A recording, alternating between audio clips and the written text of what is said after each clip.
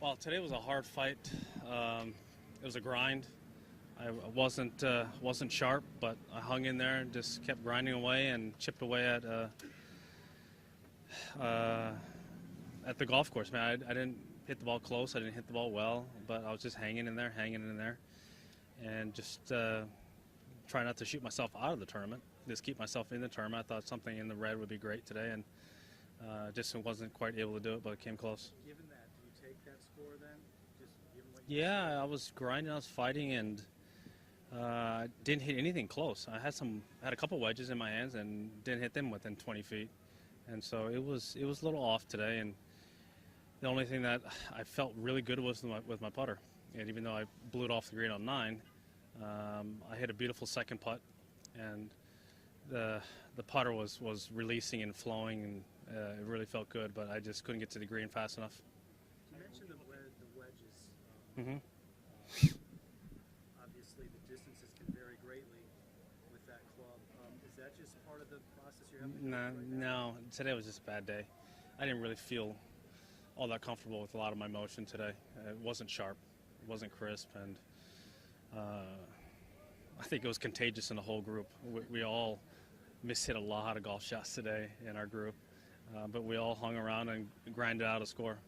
Tiger, when you look at the way you've been putting the last 3 tournaments, Mm-hmm. does that bode well for Augusta, where you have it seems like you've not left yourself a lot of stress for par-safe putts, the long Yeah, and even if I did hit the ball outside of that, one-hander zone, I've been pouring most of those in there. The only time I really had a bad stretch there was the last 9 holes at Riv, where I 3-putted 3 times. But other than that, I felt good with the putter, all year. Does that bode well for Augusta? I mean, do you have to be, is that something you Have to lag putt, but you also, the misconception, you got to lag putt really well, but you also got to hit your irons in the correct spots to lag putt from. And that's probably bigger than people might think. You have to miss the ball in the correct spots there in order to lag putt. If you don't, well, sometimes the 3-putt's actually a good job. Tiger, the galleries are so big around you. I wonder, do you ever get self-conscious? You're just getting back. All these other guys have accomplished all this stuff since you've been gone, and boom, immediately, everything's about you now. Well, I think that this is my hometown. I used to live here, lived here for over a decade, and they've supported me over the years. My kids were born here. I've had a lot of success with this golf tournament, and this is Arnold's tournament, and we've all come out and supported. I'm one of them, and there's nothing better than coming off the 18th green and having Arnold give you a big old hug. Tiger, is the way you felt today, is it a result at all of now spent 2 consecutive weeks on the front page of the leaderboard grinding? Is there any kind of mental fatigue that comes with that, or are you just one of those days out there? I was just a little off, and as the golf course dried out a little bit, it became a little bit more difficult, and I needed to be a little bit sharper, not the other way around.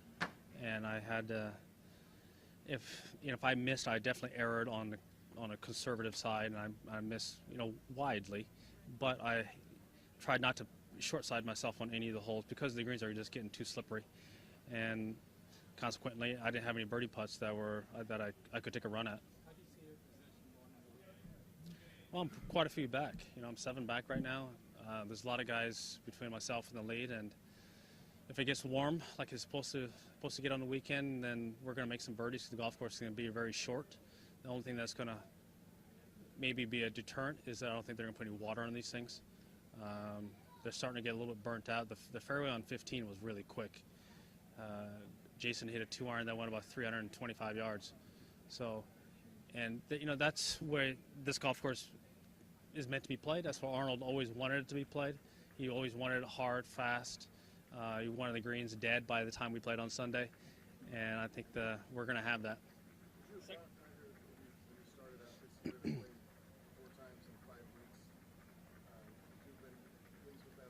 No, my plan was not to play 4 and 5. The only reason why I played last week because I missed the cut in LA. I only got 2 rounds in. I wanted to get some more competitive rounds in before Augusta, and it ended up being 4 out of 5 tournament weeks. Yes. No. As I said, I don't have any pain in my back. I'm just stiffer. than I used to be, and that's about it.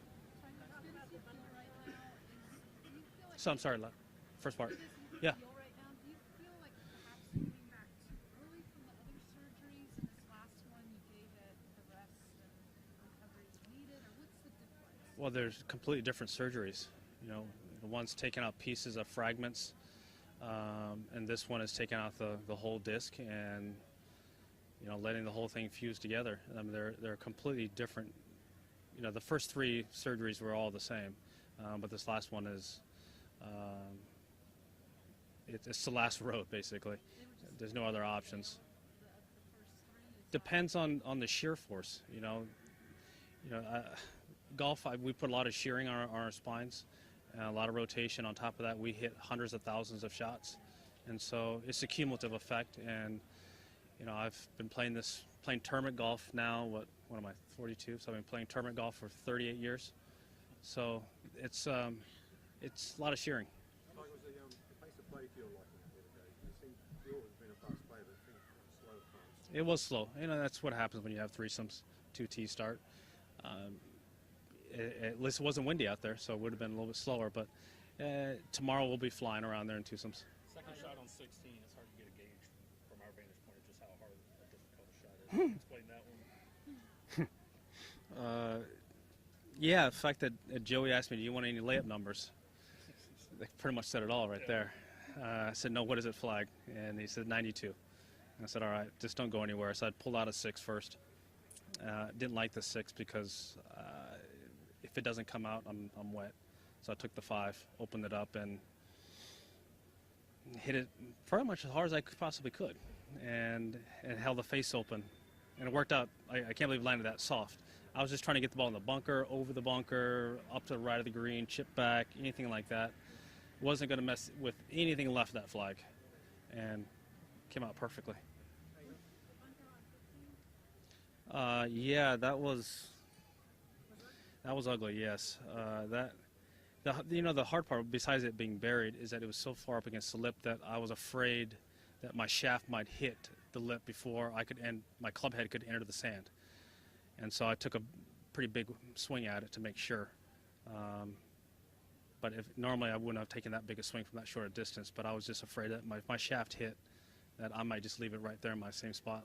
Tiger, that 3 when you hit off the tee at 18, how would you is that like a abbreviated swing or a punch? Or is that It's the same thing as it's like me trapping a 2-iron down there. I just trapped a 3-wood instead, and I can hit it pretty hot. You say that went really far, like as far as the Necky's driver.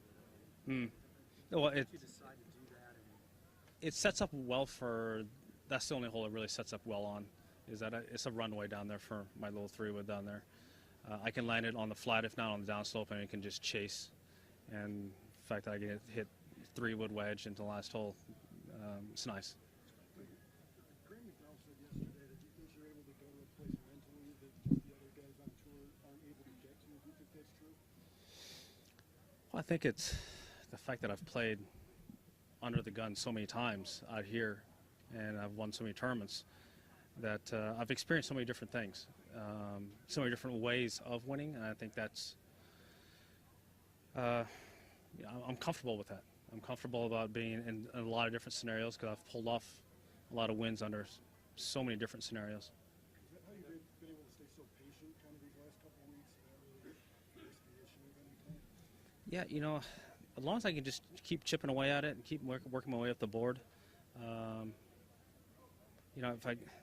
You know, last week I didn't really know the golf course as well as I'd like, and so I was a little bit on the more conservative side.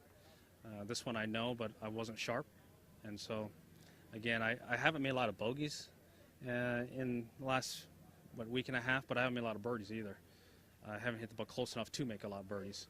So I got to do a better job of that this weekend in order to run down these guys. Are you making adjustments now? These greens are not overseeded this year, and just not the putting, but your chipping, and do you have any preference? Yeah, they're slippery. They're fast, and they're rolling great. They're perfectly smooth. They're holding in their lines. It's just that they're not what I have been used to putting on here. Generally, they've been overseeded. Arnold likes to have the green slightly overseeded. He wants a more of a green look, except for the weekend. So this is very different from what I have been used to. Because I haven't played here in about 5 years, and they've redone all these greens, resurfaced them, and I haven't seen it under these conditions where they're this quick, this fast, and got to give them a lot of respect. Mike, can I ask you a question on a personal note? Mm-hmm. With the two children now at an age where they probably appreciate what you're doing, do they get you any encouragement from them? Not that old. Yeah, they do, and I was surprised on Monday, after I picked them up from school, how much they had watched on Sunday and how much they recounted. It was pretty neat. I mean, because I have been away from it for so long, and they were so young when I was playing well. They don't remember any of it, so this is pretty neat for me to be able to experience this with them. That Dad's got a chance to win on Sunday. He made a big putt on 17, and they went through all the different scenarios and the people who were there and what they hit, what shots. I mean, they were watching, and to me that's really neat, because the last time I was seriously in contention, well, I was doing really well on 13. That's 5 years ago, and Charlie doesn't remember any of that. He was so young. He was only 3 or 4. Doug, last question. It's kind of off topic a little bit here, but when you hosted the Masters dinner in 1998, Yeah. when you went back in 1999 and walked in the room, how did you know where to sit? I just sat next to Freddie. Was it awkward at all? 'Cause I hear there's no instructions on where to sit in this particular spot. No, they're not. There's not really instructions, but they're suggestions. And certain people sit in certain parts of the room, and this way it's been since 60s and before that 50s, and some of the guys, and yeah, it's definitely suggested, and it's one you just don't ever go against the suggestion. Where you have your spot now? I have my spot. Who's with you? I've got Mo, I've got Freddie, Raymond's right there as well. Sometimes I'm next to Jack, usually I'm next to Jack, and so that's pretty neat when Jack and Arnold and myself are all three together, and we have 14 jackets right there between the three of us. Mo said you saved him his first year after hosting, and you didn't know where to go, and you Yeah, as I said, it's suggested. So I suggested he sit right here.